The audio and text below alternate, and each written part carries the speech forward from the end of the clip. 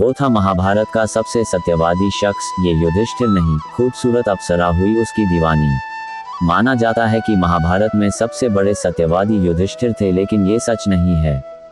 इस दौर में वो शख्स कोई और है जिसने कभी झूठ नहीं बोला। खूबसूरत उर्वशी ने जब खूबसूरती के जाल में फंसाना चाहा तो ये हुआ। महाभारत में केवल एक शख्स ऐसा है जिसने कभी कोई झूठ नहीं बोला, हमेशा सच ही कहा। उन्हें युधिष्ठिर से बड़ा सत्यवादी और सच की राह पर चलने वाला पाया गया। ये शख्स ताजिंदगी अविवाहित रहा। उन्हें 2 महिलाओं ने शादी करने का प्रस्ताव दिया तो उन्होंने इनकार कर दिया। स्वर्ग की अप्सरा उर्वशी तो उनके आकर्षण में बंधी पृथ्वी तक चली आई। कई तरीके से उन्हें रिझाने की कोशिश की। ये शख्स भीष्म पितामह थे, जिन्होंने कभी झूठ नहीं बोला, अपने दिए गए वचनों का आजीवन पालन किया। उन्होंने महाभारत में सबसे लंबी जिंदगी जी, 3 पीढ़ियों का साथ दिया। उनका वास्तविक नाम देवव्रत था। उनके जीवन के बड़े सच आगे बताएंगे, और ये भी कि किस तरह उर्वशी उनके प्यार में पागल हो गई थी। देवव्रत ने पिता राजा शांतनु को प्रसन्न करने और उनकी इच्छाओं की पूर्ति के लिए आजीवन ब्रह्मचर्य का व्रत लिया। राजगद्दी छोड़ दी। उनकी इस महान प्रतिज्ञा के कारण उन्हें भीष्म की उपाधि मिली। पांडवों के लिए वो पितामह थे, लिहाजा वह भीष्म पितामह कहे जाने लगे। भीष्म ने हर परिस्थिति में धर्म और सत्य का पालन किया, चाहे वह उनके लिए कितना भी कष्टदायक क्यों न हो। उन्होंने कौरवों का पक्ष केवल अपने वचन के कारण लिया, भले ही वह जानते थे कि पांडव धर्म के मार्ग पर हैं। उनकी 5 बड़े सच के बारे में हम आगे बताएंगे, लेकिन पहले ये जान लीजिए कि किस तरह भीष्म को 2 महिलाओं ने शादी का प्रस्ताव दिया और वह नहीं माने।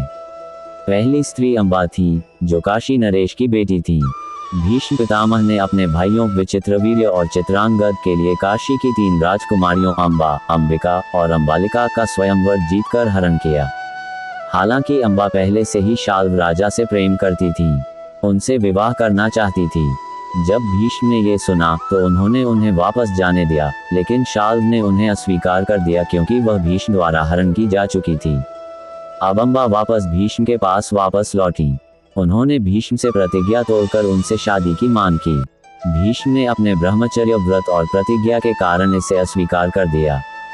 तब अंबा ने प्रतिज्ञा की कि वह भीष्म के विनाश का कारण बनेगी। उसने कठोर तपस्या कर भगवान शिव से वरदान पाया। अगले जन्म में शिखंडी के रूप में जन्म लेकर कुरुक्षेत्र युद्ध में भीष्म की मृत्यु का कारण बनी। स्वर्ग की अप्सरा कैसे पड़ी प्यार में। अब आइए जानते हैं कि कैसे स्वर्ग की अप्सरा उर्वशी भी भीष्म के प्यार में पड़ गईं। वह किसी भी हालत में उनसे शादी करना चाहती थीं। महाभारत के अधिकांश प्रमुख संस्करणों में उर्वशी और भीष्म पितामह की कहानी का उल्लेख नहीं मिलता है। ये कथा महाभारत के मूल पाठ से अधिक लोक कथाओं और बाद के ग्रंथों में पाई जाती है। भीष्म पितामह यानी देवव्रत जब युवा थे तो उनकी वीरता, तप और तेजस्विता की ख्याति हर ओर फैल चुका थी। उनका व्यक्तित्व सुदर्शन और सुंदर था।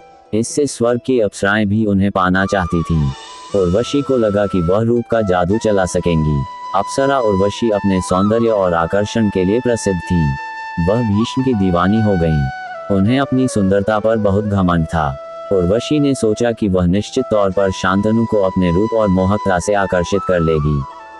वह तब उनके आकर्षण में बंध कर अपना व्रत तोड़ देंगे और तब वह उनसे शादी कर लेंगी।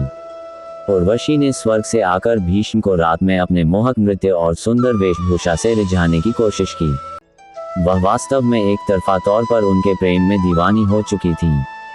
उन्होंने भीष्म को प्रेम और विवाह का प्रस्ताव दिया। भीष्म पितामह ने उर्वशी के प्रस्ताव को विनम्रता से ठुकरा दिया। उन्होंने कहा कि उन्होंने आजीवन ब्रह्मचर्य का व्रत लिया है, लिहाजा उनके जीवन में किसी भी स्त्री के लिए शारीरिक और मानसिक तौर पर कोई जगह नहीं है। उर्वशी ने उन्हें हर तरह से समझाने की कोशिश की, लेकिन भीष्म अडिग रहे। तब उर्वशी समझ गई कि वह भीष्म को ना तो रिझा पाएंगे और ना ही चरित्र से डिगा पाएंगी। उर्वशी वापस तो लौट गईं, लेकिन आशीर्वाद भी देती गईं कि भीष्म का नाम हमेशा अमर रहेगा। भीष्म के हमेशा सच बोलने की 4 मिसाल। 1. सत्यनिष्ठा के साथ प्रतिज्ञा लेना, ब्रह्मचर्य व्रत। जब उनके पिता शांतनु ने सत्यवती से विवाह की इच्छा व्यक्त की तो सत्यवती के पिता ने अपने वंश की गद्दी पर दावा सुनिश्चित करने की शर्त रखी।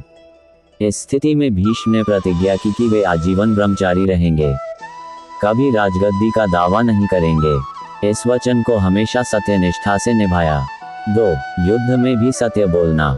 कुरुक्षेत्र युद्ध में भीष्म पितामह ने स्पष्ट रूप से कहा कि वे कौरवों के पक्ष में युद्ध करेंगे, क्योंकि वे धृतराष्ट्र यानी राजगद्दी के प्रति निष्ठावान हैं, लेकिन उन्होंने युद्ध से पहले पांडवों से ये सत्य भी साझा किया कि उनका अंत केवल शिखंडी के कारण संभव। 3. द्रौपदी के चीरहरण के समय धर्म का सत्य।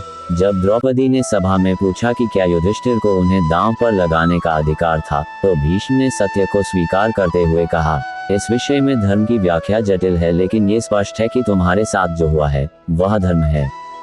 युधिष्ठिर ऐसा नहीं कर सकते थे। उनका ये सच बेशक कौरवों के पक्ष में था। 4. मृत्युशा पर सत्य का उपदेश। जब भीष्म पितामह बाणों की शैया पर लेटे थे, तब युधिष्ठिर ने उनसे धर्म और नीति से जुड़े प्रश्न पूछे। भीष्म ने अंतिम समय तक केवल सत्य और धर्म का पालन करते हुए युधिष्ठिर को राजनीति, जीवन और कर्तव्य के गूढ़ रहस्यों को बताया। मेरी यह जानकारी आपको अच्छी लगी हो तो मेरे चैनल को सब्सक्राइब करें, वीडियो को लाइक करें और कमेंट करें। धन्यवाद। राधे राधे।